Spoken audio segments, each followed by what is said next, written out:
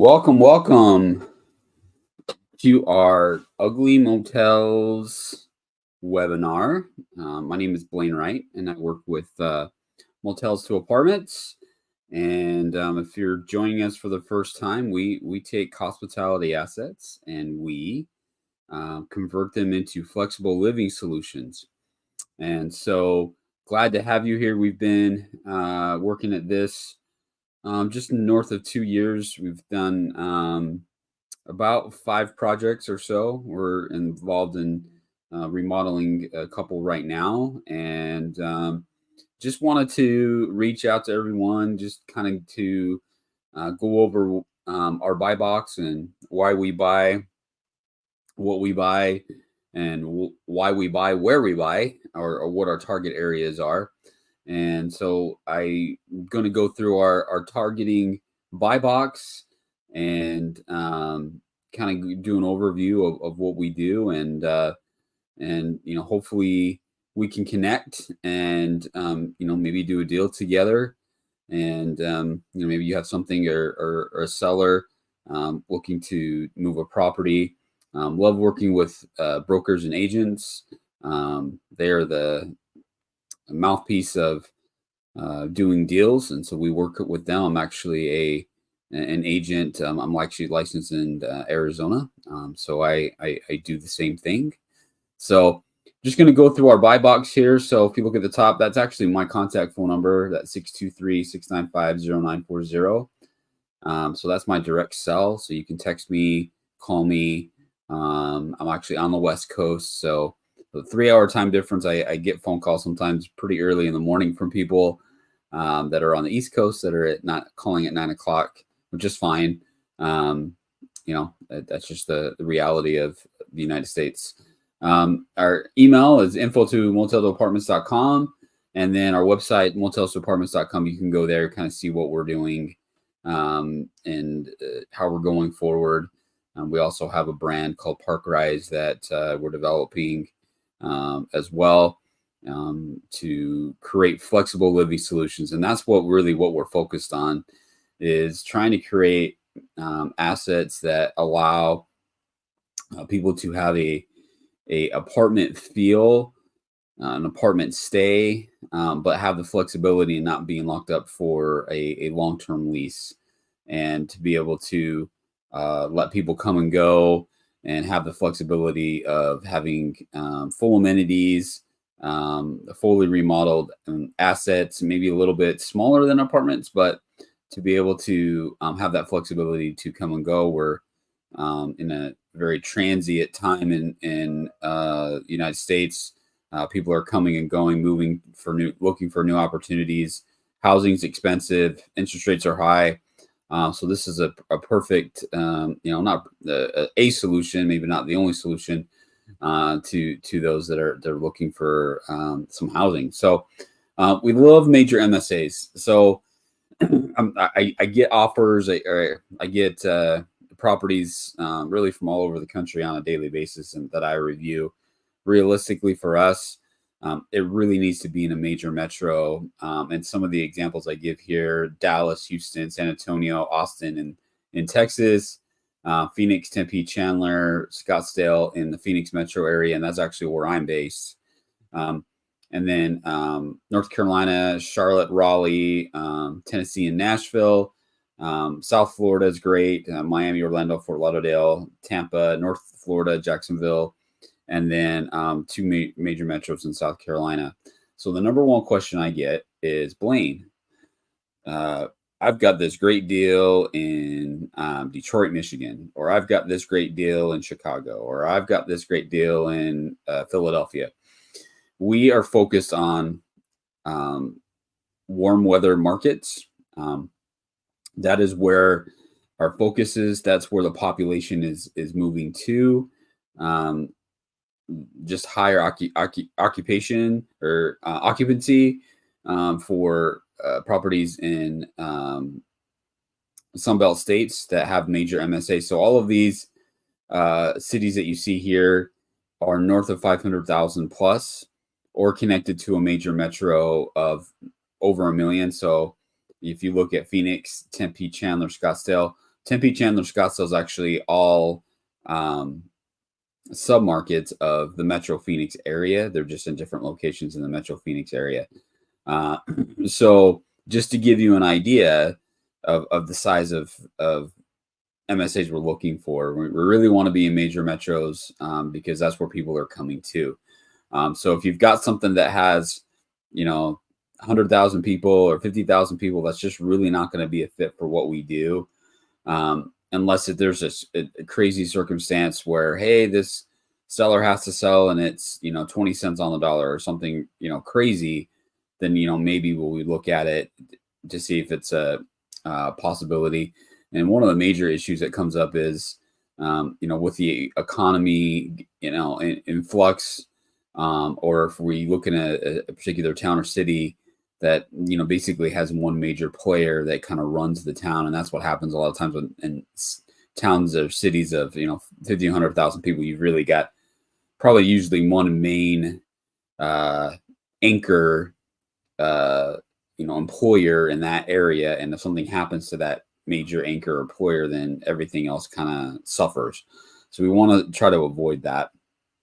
Want to get assets that are, about 40 years old is the goal. So something 1980 or newer.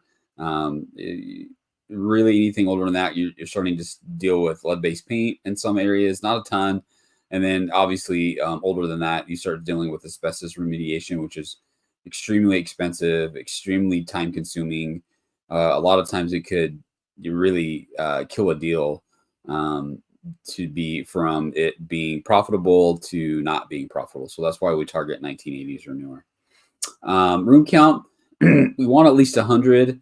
We might look at something sub 100, but it needs to, I would say for sure north of 75, just because the amount of money that goes into it, we really need to make sure it's big enough for, what we do.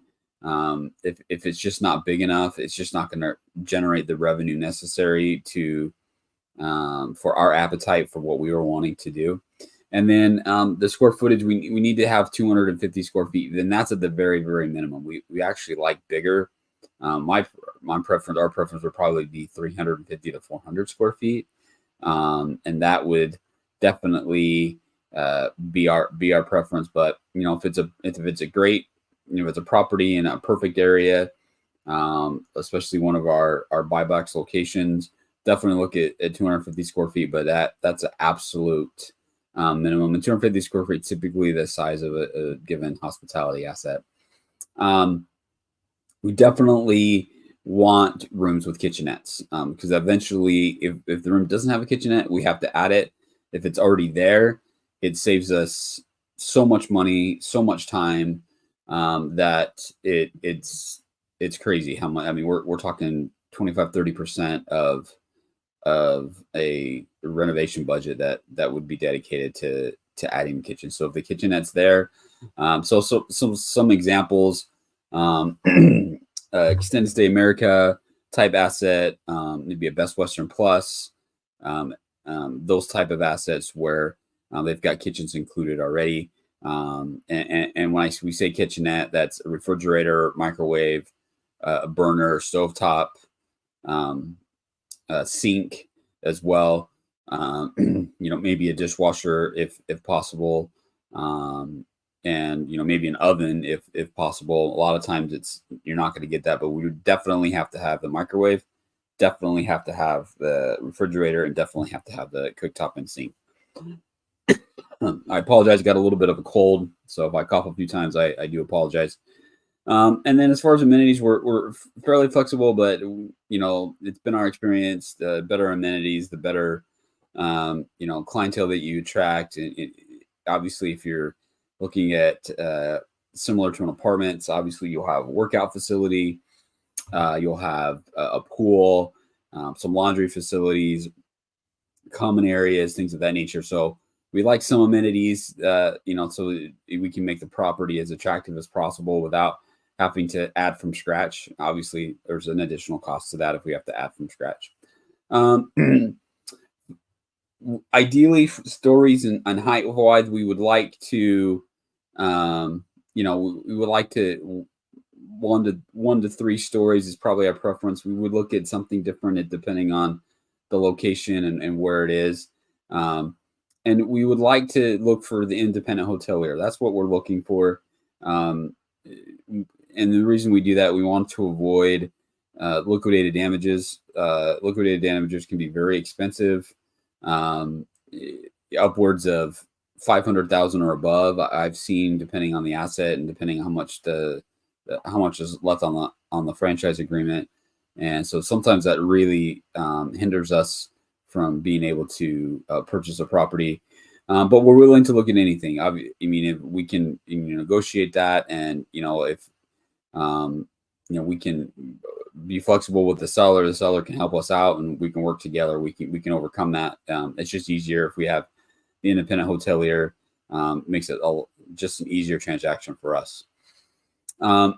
So some key indicators that we look for. So attraction, proximities. We want to be within 1 to 3 miles of hospitals, universities, shopping, retail, medical plaza, industrial complex, business complex, public transportation. And we've identified retailers such as Costco, Target, and Walmart are good indicators of a certain market area, as far as traffic, as far as need. Those retail companies do a really, really good job of doing some really deep research on traffic and population. And so if we can kind of coattail on what they're doing, we typically find good areas where our product fits in a given metro area. So a lot of people ask, what does it currently have to be doing? Obviously, what it's currently doing is not a major indicator for us. Obviously, if it's producing well, that's just a cherry on top. Most of the time, the assets that we look at just don't have some type of issue, and it's not generating the income that the seller needs. Hence, the seller's looking to sell, and so that we're flexible on that. Acquisition terms. So we prefer creative finance, and the reason for that is the market, as far as interest rates and traditional financing go, are high. It's very expensive right now, and so it can definitely hinder what we can do getting traditional financing. Not that we can't do it, it's just better if we can work with the seller and make a creative solution. And that goes from anywhere from taking on payments, taking over payments, creating a new note. We can do a wrap. So we're very open to creative solutions, and we've done many creative solutions. The majority of our acquisitions are creative, and so that's what we're looking for. Not that we wouldn't do the bank financing if the deal was right, but that's really what we're shooting for. So that's our buy box in a nutshell. Obviously, there's always exceptions to this, but this is a good general baseline to go off of. And so if you have anything that might be a good fit for this, especially if it has kitchenettes, especially if it's in some of these major MSAs that that's on our list here, we definitely would be interested in talking with you and seeing what the asset's about, and see if it could be a fit for us.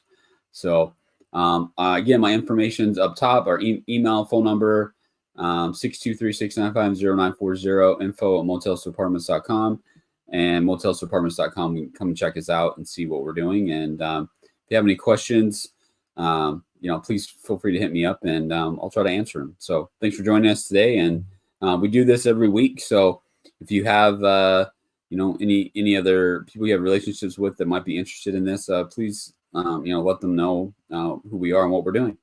Hope everyone has a great Tuesday. Thanks.